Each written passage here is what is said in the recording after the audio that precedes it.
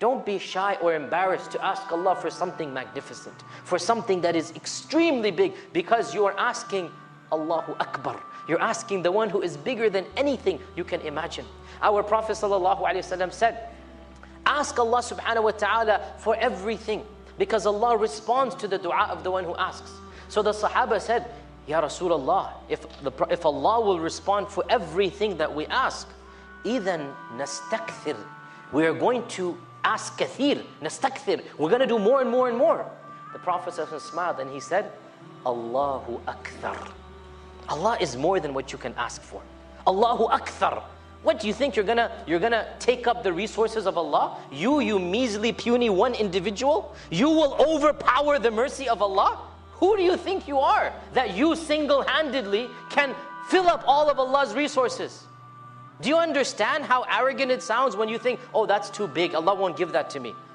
You are underestimating Allah. وَمَا قَدَرُ اللَّهَ حَقَّ قَدَرِهِ. They didn't give an estimation of Allah the way that He deserves. This is Allah subhanahu wa ta'ala. The famous hadith in Sahih Muslim, in which the Prophet ﷺ says in a hadith Qudsi, that Allah subhanahu wa ta'ala says, Ya ibadi, O my servants, لَوْ أَنَّ أَوَّلَكُمْ وَآخِرَكُمْ, if the first of you and the last of you, وَإِنسَكُمْ وَجِنَّكُمْ, and the men of you and the jinn of you, كَانُوا عَلَى صَعِيدٍ وَاحِدٍ, they stood up at one particular place in time, and each one of them asked me whatever was in his heart. The first of you and the last of you, the Muslim of you and the Kafir of you, the men of you and the women of you, the jinn of you and the ins of you. If each and every creation stood up on one plane, at one time, at one place, and simultaneously asked me everything they could possibly imagine and think of, and I gave every one of them what they wanted, what does Allah say? مَا نَقَصَ مِن مُلْكِي, my kingdom would not be diminished, except like an ocean is diminished when a needle is taken and then taken out of it. My kingdom would not be diminished. And the scholars say, even this, don't take it literally, because when you put a needle into the ocean, some molecules come out, something comes out.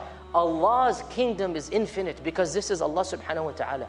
So therefore, brothers and sisters, ask and ask plentifully. Plentifully, because Aisha radiallahu anha said, whatever happens, ask Allah subhanahu wa ta'ala. So much so, she said, so much so that if your shoelace breaks, make dua that Allah replaces it. Because, she said, if Allah has not willed to replace it, it will never be replaced. If your shoelace breaks, make dua, oh Allah, give me another shoelace.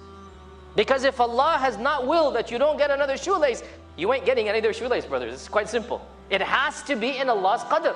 So if you don't have that dua in you, this is a problem. So we ask Allah and we ask Allah and we ask Allah. And the more we ask Allah, the more our iman in Allah subhanahu wa ta'ala increases.